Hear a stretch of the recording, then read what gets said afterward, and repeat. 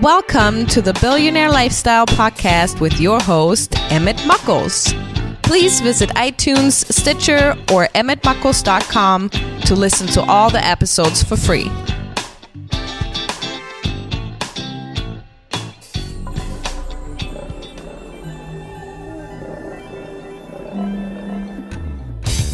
Ladies and gentlemen, welcome to the Billionaire Lifestyle Podcast with Emmitt Muckles. You know, the day was made just for you because if you didn't wake up, then you wouldn't know that the day is made for you. If you have a perspective, if you can see the light, if you can feel the heat, if you can hear the voices of anyone or anything, then you are conscious. You are in the moment. So make the best of right now because tomorrow is gone and it's time for you to pull out your magic and predict the future. What do I mean by that? Think of what you want to do tomorrow, next week, 3 months from now, a year from now, and you can make that happen. Remember, we are all billionaires. Started 30 days after inception, we became 1 billion cells.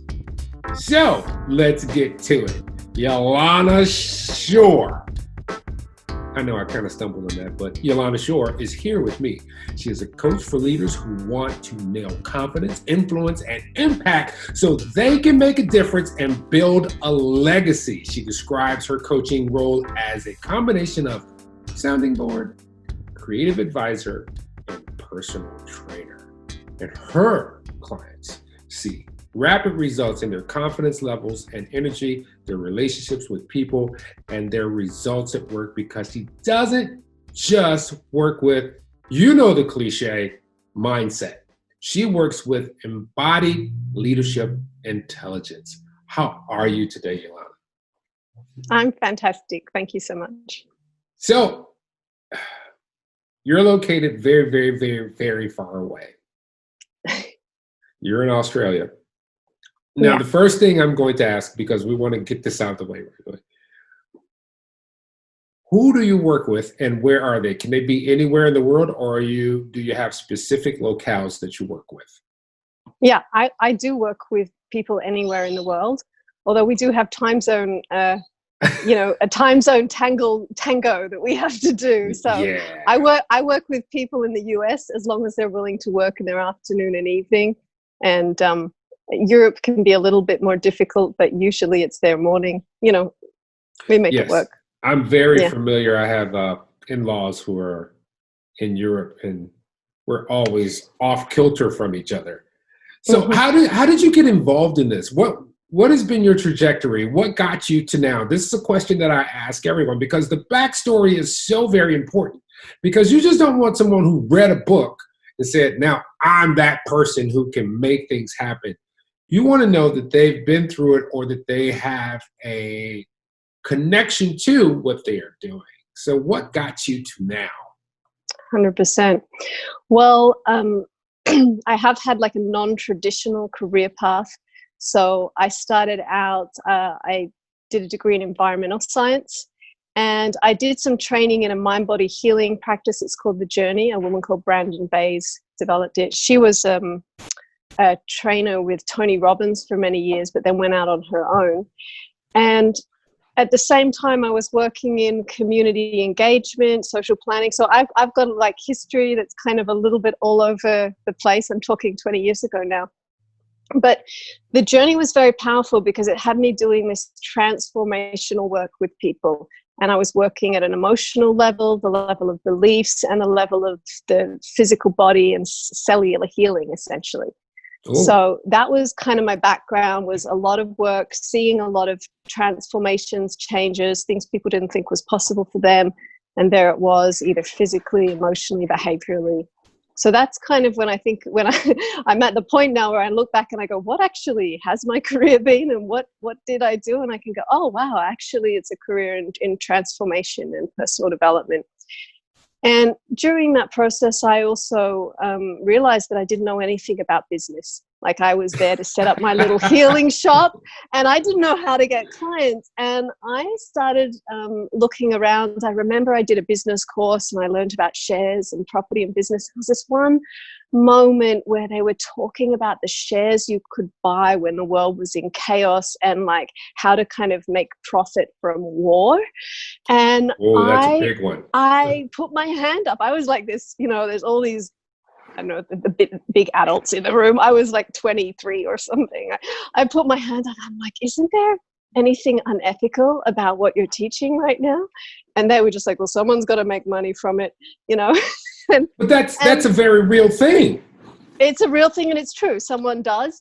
But for me at that moment, it was like, yeah, it's not going to be me. Like, this is not my people. This is not my training. And I didn't, go any further with those guys. And I eventually found a guy called Mark Silver. He has a company called Heart of Business, and he helps, heart-centered, conscious, or spiritual entrepreneurs, people who are healers, that kind of thing, to do their money in marketing. And I felt much more comfortable and safe with his approach. He's extremely ethical about how he works. And I ended up apprenticing him. So I started out learning it for my own business, and I got so excited about his methods, I ended up coaching his clients on how to set up their businesses online. So I went from doing healing transformational work with people. I continued doing that, but I was also then coaching small businesses on how to set up their business. And to be honest, the journey into the corporate work that I now do as well kind of came from, like, I had a real calling. Like, I just felt like I want to be working in the corporate sector, and I don't know why. And this started for me about 8 years ago, and I avoided it in every way possible for a lot of that time. I even bought a business myself in a completely different industry, in hospitality, kind of as a way of sabotaging myself, of just doing what I felt like I wanted to do, which is start doing corporate leadership coaching, because I had the imposter syndrome. I felt like I didn't fit in. Who was I? I wasn't, I didn't have the background. I couldn't, anyway, I had a lot of stories. And eventually I just got out of my own way, and I started working with a couple of senior executives and leaders. And that was about 2 years ago. I've seen the results of my work. I've seen that, of course, it doesn't matter if you're doing transformational work with, a single mom or a small business owner or a leader in a firm, that the stuff that I do works. And so I'm glad that I finally took the leap. But I have to say, it took me 6 years before I was ready to step over that imposter syndrome and realize that actually the fact that I have this non-traditional career path is part of the gift I bring. It's part of what allows me to help leaders see a different perspective and to work in a completely different way. Because I don't have formal management training, I work in a way that is like basic principles. It's all about, I simplify everything so that we can just, move forward from there. So what made you choose executive coaching versus, or how did you find that niche? What made you say that? Because, there are a lot of people who could use this help. Yeah. But you chose high-level executives versus moms or new dads or athletes. How did you find your niche? How did you find your calling in specific? Yeah. So for me, it was when I started to understand how organizations work, and I understood basically the founder principle, that what's going on with the leadership affects the whole team and the whole staff. Oh, yeah. And the culture of the whole organization. And so as I've been working with leaders, but they generally ran one-person businesses. So the impact of my work with them, it did help them to work with their clients, but it didn't flow out through their organization or team because there was just one of them. And then when I started working with leaders, it was like, I actually want to make a difference in the world. I want to share these tools, this kind of work that I do, which is about really being in alignment with who you are, and then leading from that place and bringing your organization into alignment with and bringing your organization into alignment with, you know, some higher goals as well, like a social impact, cultural impact, environmental sustainability, that kind of thing. That's my ultimate goal with my work. And I felt like working with executive leaders is where I can make the most impact. So with this, does that encompass what level of executive leadership? Because different industries, different countries have a different position for leader. Because you can be a C or a D level manager who really has impact with the team, and you could be an A level manager and you really don't get to interact or understand. You're just kind of making policy. So at what level do you find is most effective for you in that leadership scheme? Yeah, to be honest, I wouldn't say I'm deep enough into my journey in this world to have niched at that level of, you know, like I'm still open and I'm working with leaders at all different levels and finding how I can help people in different situations. What I can say is that, you know, one thing that I notice is that when I'm working with a client who, you know, there's definitely different issues at different levels. And so working with people who kind of call the shots, or maybe they're having to deal with business partners or board, is different to when I'm working with someone who, it's not that different though. At the end of the day, at the center of it for anyone, like leadership is leadership is leadership. And that's a big part of the principle that I bring to the work, and why I'm not, even though I work with executives, I'm not elitist about it. And I am working with people at other levels as well, because anyone can embrace the process of leadership. Like you said, you can be, you know, you can be a parent who doesn't work outside of the home, and you're 100% a leader. And the same tools that all of us need to have is, you know, that connection with yourself, that ability to have the confidence in who you are, what you're doing, where you're going, the ability to communicate with others and kind of clear up the conflicts and the lack of clarity so that you're on a shared path and a shared vision and you're going forward together. It's the same essential work. So, you know, one of the big things that it helped me out, because I have to have a mindset shift. Mine really culminated around 2008 when we had this big debacle in the country. And I started realizing my life had changed, and I mean dramatically changed. And all of a sudden I was selling all my stuff, and I was realizing some of the stuff I still owed money on it. So I was like, all right, money isn't, and things aren't the end all be all in this life. And so when it comes to leadership, because that comes with the mindset, especially in corporate, it comes with a firmware. This firmware that people have, you know, about lifestyle and this, that, and the other. But what kind of challenges do you see leaders face that get in the way of them embracing real happiness and health and understanding the true value of being alive and being responsible for people? well, I think that the biggest thing that kind of that I realized coming into this, and this was like the shift that I had to overcome, you know, the assumption that was at the core of my imposter syndrome was that leaders were already, you know, they already had everything sorted, and who was I to help, and what would I need, you know. And of course, what I've come to realize is that no matter what position you hold in a company, you're still a human being. You still have your own, you know, vulnerabilities, your own frailties, the things that you see clearly you're great at, and the things that are difficult for you and challenging. Yeah. And so the first thing I would say, it's not a direct answer to your question, but it's like, I don't make assumptions about where a person is, where they start. And I also don't have expectations, you know, about who a person should be.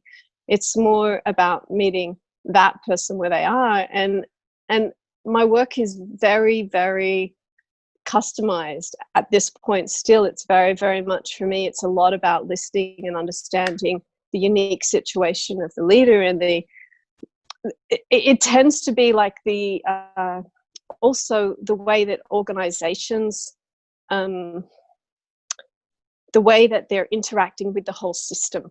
Yeah. And so I think the power is in that relationship with the system, and often issues that seem like personal issues are actually systemic issues. And so sometimes it's about making adjustments in the system, or even just making adjustments in how we relate to the system. Mm-hmm. What I mean is, like, for example, a situation where I worked with someone and they had a general manager it was like a bit of a rotating system in their international organization. So the general manager would be replaced with a new one every few years, you know? And so you have a systems issue there where the leader and the team are continuing. They have the authority of longevity, and then you have their boss who has the authority of position.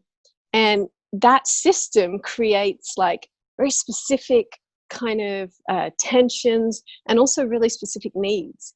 And to be able to actually acknowledge and start addressing and working with those needs so that everyone can just get along and work together in that situation and really be a productive, I want to use the word partnership, but, you know, that's an example of in that circumstance, if there's conflicts between the people, it may be related to personality, or it may be related to a system, you know, issues.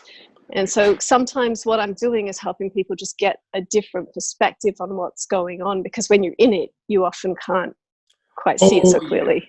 I've been there myself. I was wondering also, is there a set of issues that are gender specific, male leaders versus female leaders and so on? I think they are, and a lot of my corporate work has been with men. A lot of my entrepreneurial work has been with women. So, yes, and you know, I can't tell you the exact, but I could tell you the difference between entrepreneurial women and corporate men. But I don't feel I have a big, you know, personally, I haven't worked with enough corporate women to say what that looks like for them. Is there a different mindset between corporate women and entrepreneurial women? I still don't feel like I know enough corporate women. I have a gap in my 2 years of working in corporate. But I just have a gap there to speak to it. And so what you just did is the best thing ever, which people are afraid to do. Simply say, I don't know yet. I mean, that is. I would never want to speak to that if I, you know. I mean, that is what you did was just so miraculous to me, because so many people today have that imposter syndrome where they want to, I got to fill this in, versus be honest and say, hey, I'm not with that yet. So get back to me in about a year. So kudos to you. I appreciate you saying that. And I think actually, you know, you relating it to the imposter syndrome makes a lot of sense, because for me, it was like, I guess that's how I had to deal with the fact that I was being called to stretch in an area where I didn't feel I had the credentials to see me through. Was I had to deeply fall into my own direct experience and go, you know, Yollana, you're not asking yourself, and no one's asking you to be anyone other than who you are, and to know what you know. And when I do that, I can be confident, I can be clear, and I can add value, you know? So, I mean, for me, what that does is what you're saying, it gave validation, because you're saying I'm being as authentic as possible. And I need, if someone is your customer and you're probably always asking, I need you to be the authentic you, or we need to find out who that authentic person is. Sometimes that's saying I'm not the most knowledgeable on a subject person in the room. I'm like that because I lead some teams myself, and I am quick to say, I don't know, but you know what? I will try to find out, or let's work together to figure out and find this answer. That's so critically important. I can totally respect someone who does that versus someone who feeds me a line and I'm like, I'm still right. Right, exactly.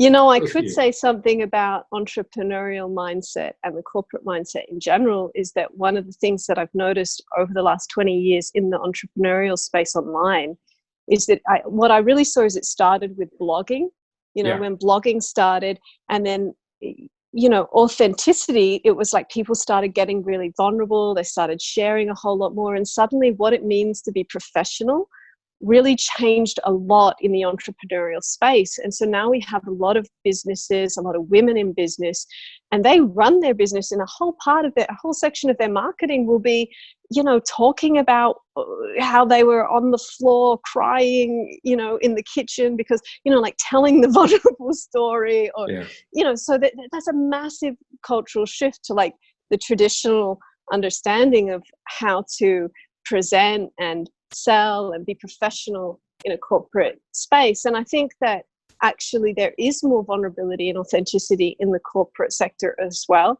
But I also think that it's kind of not where the entrepreneurial online space is in that sense. I think they're happening at different levels. And also, I guess I did come from a very specific sector of the online entrepreneurial space. It wasn't everywhere. It was in the health, wellness, personal development. So of course, people are very direct about their vulnerability and their inner processes there. But that's something that I've been really aware of. Like that's a massive, massive industry that has had a huge effect on, I think everyone has been touched in some way by it. It's just by this whole way that social media has brought out this level of authenticity and vulnerability and humanity where people have to rethink, what does professional actually mean?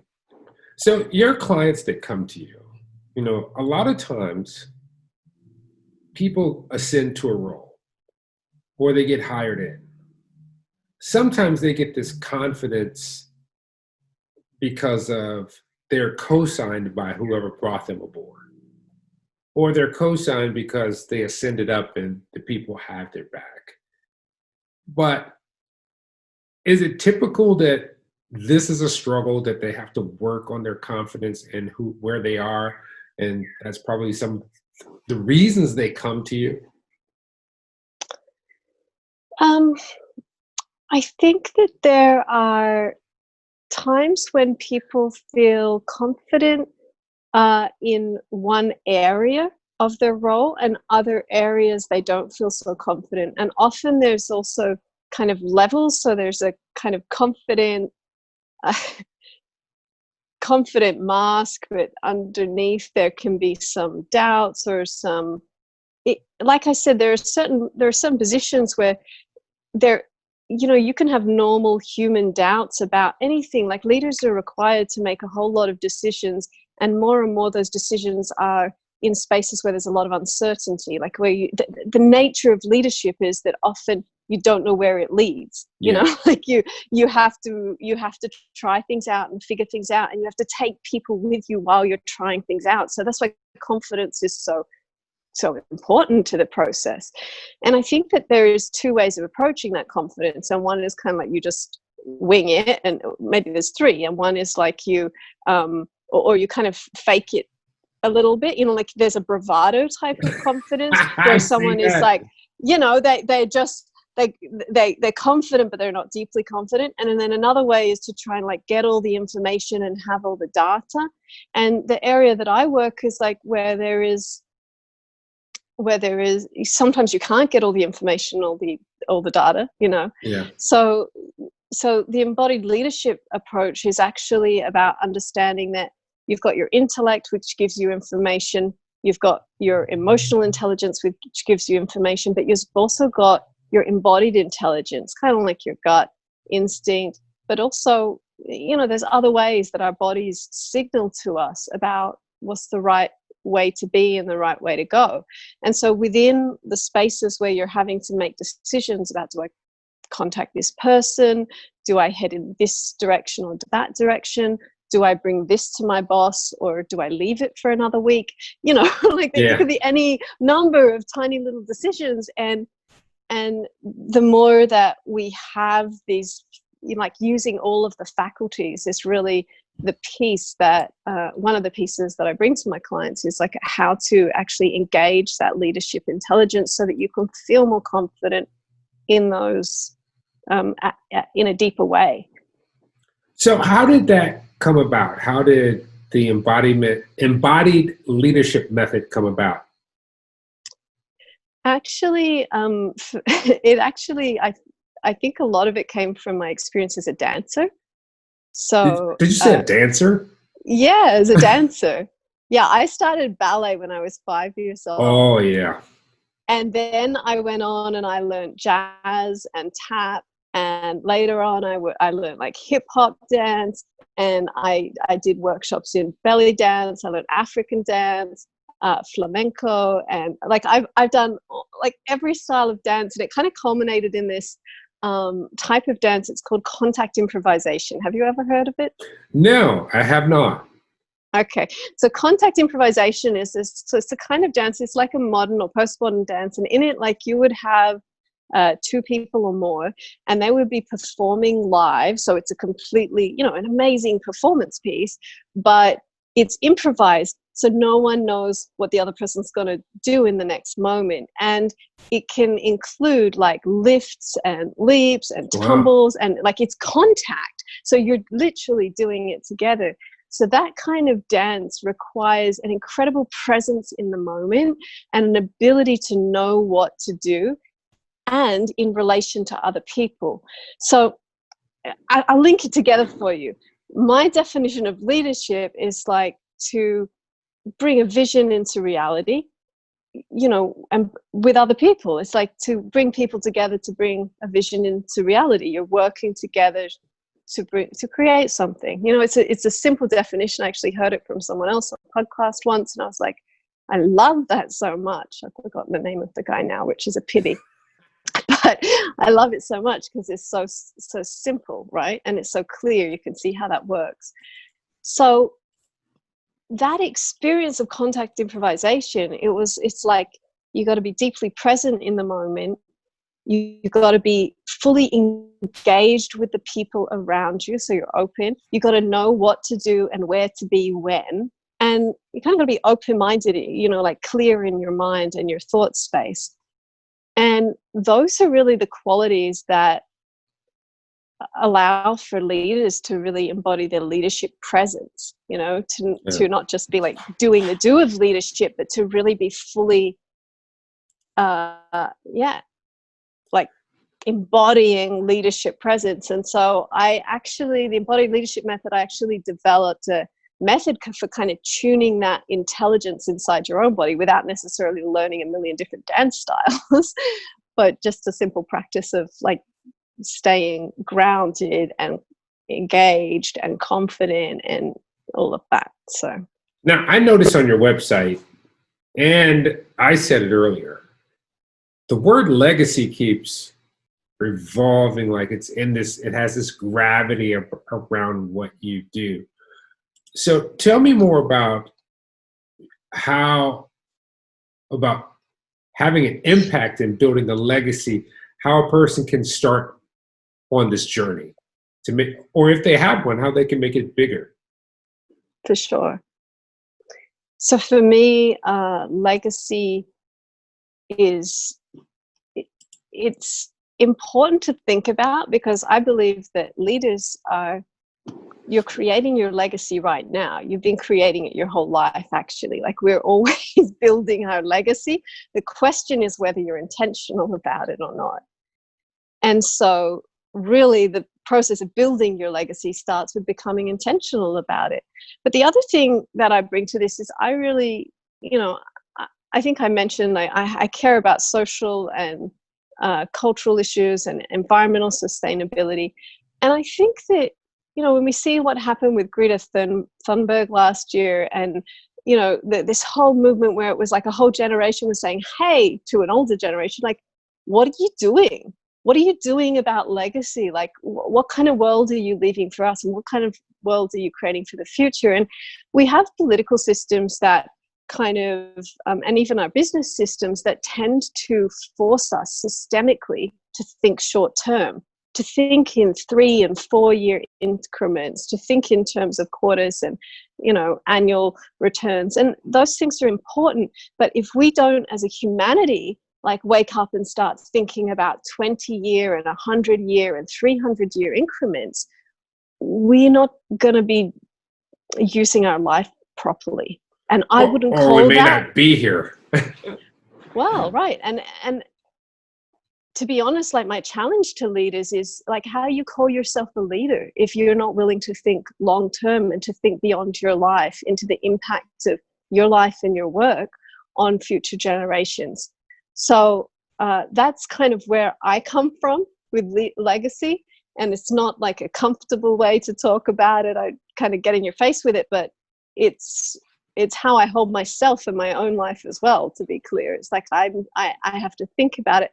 And what I've discovered is that a lot of people, the reason we don't think long term, it's not just because we have the systemic pressures to think short term, but it's also because we get overwhelmed and we think the problems are too big and how could I make a difference at that level?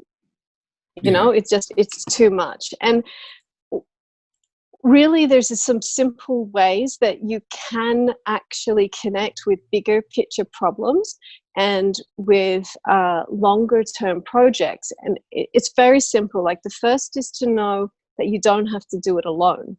And so you want to think about like, okay, what is it that I care about? There's a guy called Andrew Harvey. He does this work called Sacred Activism. And he says, what is the cause that breaks your heart open?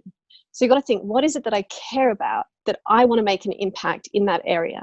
And even once you find that area, it can still be overwhelming, So then you go, okay, well, what if I don't have to do it alone? I can do it with others. And also, what if it doesn't have to happen today? I've got my whole lifetime and maybe even future lifetimes. And leaders in general, we are powerfully placed to make a difference in these kinds of areas because we already know how to think about systems and how to think about teams and how to think about achieving goals and outcomes. So there's a lot that's already ready to go in terms of making a difference about the things you care about most, Yeah. And so it's just about waking that up. And I use the metaphor of a cathedral, like, those cathedrals which were built over 3 or 4 generations. And so when we have big picture visions, I just pull an example like homelessness or, children being hungry or, rainforests, whatever it is that you personally care about. Any of those things, it might be a task when you look at what is your true vision for that. How would you like it to be? It might be a task that takes many generations to achieve. And then you can start thinking about, well, what can I do now that aligns with that task? But the big thing is just to not give up on those values because they're too big for us, Yeah. Well, awesome. Well, I want to thank you so much for being on the Billionaire Lifestyle Podcast. Thank you so much. Now, the last question I have to ask you is, where can people find you? Sure. You can find me at my website. It's yollana.com, which is YOLLANA. And also I'm on LinkedIn. Happy to connect with you there. Do you have any Facebook groups or do you have any workshops or anything like that you're doing online? Yeah, I'm also on Facebook. I have a group called Build Your Leadership Legacy on Facebook. And I do some live videos in there. Yeah. Well, awesome. I would like to do live videos on LinkedIn, but I don't have that feature yet. You're also in a different time zone too, so you'd probably be kind of segregated into like a certain area there. But it is what it is. That's what Facebook is for and all these other things. Like I said, I really want to thank you because you're a really awesome guest. Thank you so much, Emmitt. Ladies and gentlemen, remember this. Here's what I want you to do. As you go take your shower to cleanse yourself of the day, when you leave said shower, I want you to do something that is different than the Puritan system we've been programmed by tells you to do. I want you to drop your towel and be comfortable in the God body that you were given. And I want you to prance up to the mirror, and I want you to look at yourself. That is a miracle. Those moles, the skin, the eyes, the fact that you can hear stuff, take light in is a miracle. We are fractal beings. Everything is a part of something else. We are all a part of each other. So I'm going to put it to you this way. I want you to get close to the mirror, and I want you to look like at your own eyeball. Look at your iris. Look at that little thing that contracts and expands with light introduction. I want you to notice something. If you look up in the sky, if you grab books or a telescope, you see that your eye is like a nebula in the sky, or fractal. Also, so those are 1 in a quadrillion. Yeah, I made that number up, but you understand what I'm saying, which means you are 1 in a quadrillion. You're very unique, but you're part of the system. But I need you to love yourself because you are a miracle. And when you find another creature who has a nebula in their eye, like the one in the sky, treat them with love, honor, and respect. Till next time, love you all. Peace.